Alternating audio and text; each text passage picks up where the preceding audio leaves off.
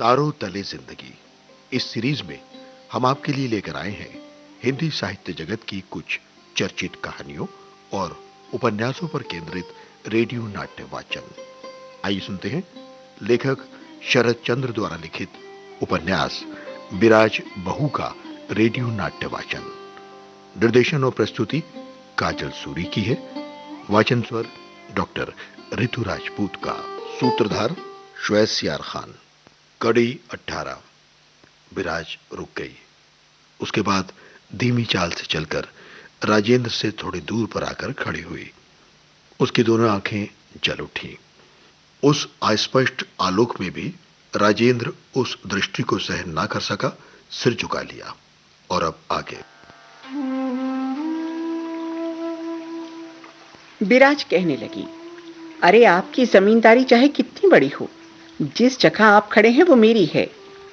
हाथ से उस पार का घाट दिखाकर वो बोली, अरे आप कितने नीच हैं। इस घाट की एक एक कठपुतली भी अच्छी तरह से जानती है। मैं भी जानती हूँ।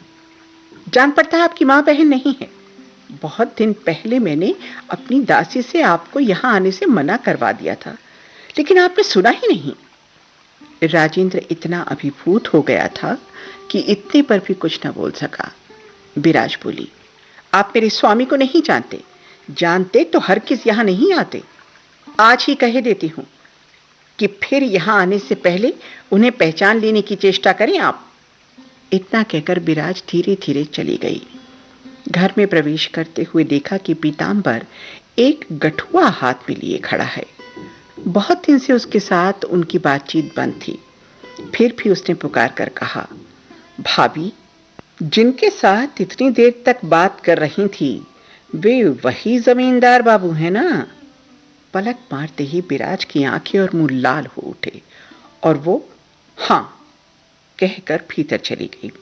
घर जाकर अपनी बात तो वो उसी समय भूल गई, लेकिन छोटी बहू के लिए मन चिंतित हो उठा।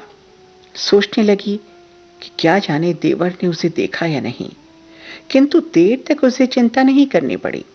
10 ही मिनट बाद उस घर से मार पीट का और दबी रुलाई का स्वर सुनाई देने लगा।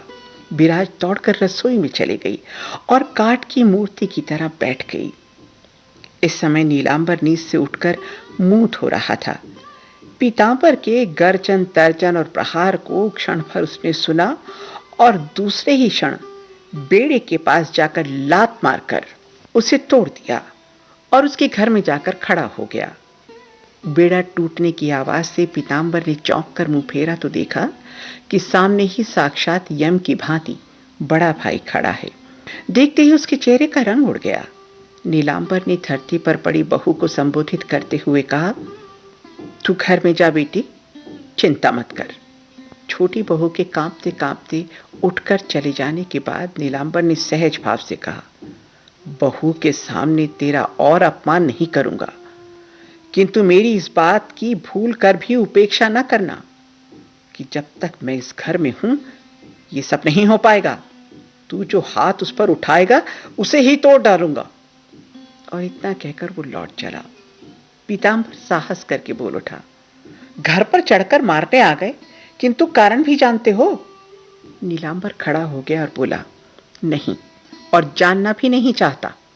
पीताम्बर ने कहा, हाँ हाँ, वो क्यों चाहोगे? देखता हूं मुझे घर छोड़कर ही भागना पड़ेगा।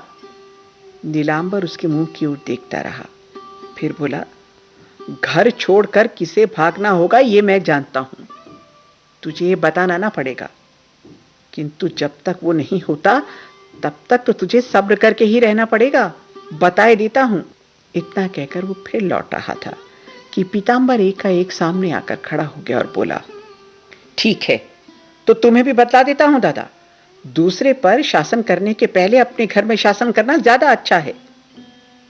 नीलांबर देखता रह गया। पीताम्बर की हिम्मत बढ़ गई और वो कहने लगा, जानते हो ना पार वाला घाट किसका है?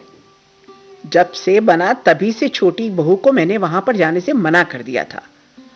आज रात रहे ही उठकर वो भाभी के साथ नहाने गई थी। ऐसा है तो संभव है रोज रोज जाती हो, कौन जाने। नीलांबर ने आश्चर्य से कहा, अरे इसी दोष पर तूने हाथ उठाया? पीतांबर बोला, पहले सुनो, वो जमींदार का लड़का, क्या जाने राजेंद्र बाबू या कुछ ऐसा ही नाम है उसका, देश विदेश में बदनाम हो रहा है। आज भाभी उसके साथ आधे घंटे तक गप्पे मारती रहीं। किस लिए? नीलांबर की समझ में कुछ नहीं आया। बोला, कौन बात कर रहा था रे? विराज बहू। हाँ हाँ वही। तूने आंख से देखा? पीतांबर ने मुख पर हंसी का भाव लाने जैसा बनकर कहा, जानता हूं कि तुम मुझे देख नहीं सकते, मेरा न्याय नारायण करोगे, लेकिन नीलांबर धमका कर बोला, फिर उनका नाम लेता है? क्या कहना है, बोल। पीतांबर चौंक कर कुछ देर रुकने के बाद क्रोध भरे स्वर में कहने लगा, आंखों से देखे बिना कोई बात कहने का स्वभाव नहीं है मेरा। अगर घर में शासन न कर सको तो दूसरे को मारने न दौड़ा करो। नीलांबर के सर पर एकाएक लाठी सी पड़ गई। थोड़ी देर तक पागल की तरह देखते रहने के बाद अंत में पूछा, क्या विराज बहू आधे घंटे तक गप्पे मारती रही? तुमने अपनी आंखों से देखा है? पीतांबर तो एक पग लौट गया था, रुककर बोला, हाँ हाँ, आंखों से ही देखा है, और शायद आधे घंटे से भी ज्यादा रहा होगा। नीलांबर फिर कुछ देर चुपचाप ताकता रहा और तब बोला, अच्छा, यदि तेरी बात ठीक ही हो तो तूने कैसे जाना कि बात करना जरूरी नहीं था? पीतांबर मुंह फेर कर हंसा और बोला, ये तो मैं नहीं जानता, पर मेरा मारपीट करना भी क्या उचित नहीं था? क्योंकि वो घाट छोटी बहू के लिए नहीं बनाया गया है।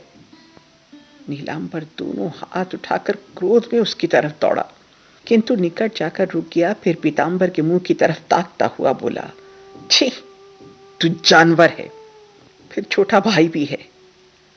बड़ा भाई होकर मैं तुझे शाप नहीं दूंगा। मैंने माफ कर दिया, किंतु आज तूने जो बात गुरजन के लिए कही, अपने बड़े के लिए कही है, उसके लिए भगवान तुझे कभी माफ नहीं करेंगे। इतना कहकर धीरे धीरे अपनी ओर आ गया और टूटे बेड़े को खुद ही बांधने लगा। विराज ने कान लगाकर सारी बातें सुनी। लज्जा और घृणा से वो ऊपर से नीचे तक कांप गई। एक बार मन में आया कि सामने जाकर अपनी सारी बात कह दे।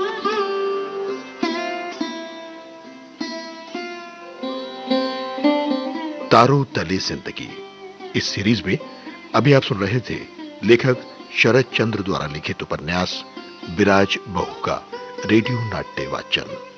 निर्देशन और प्रस्तुति काजल सूरी की थी और वाचन स्वर डॉक्टर ऋतु राजपूत का।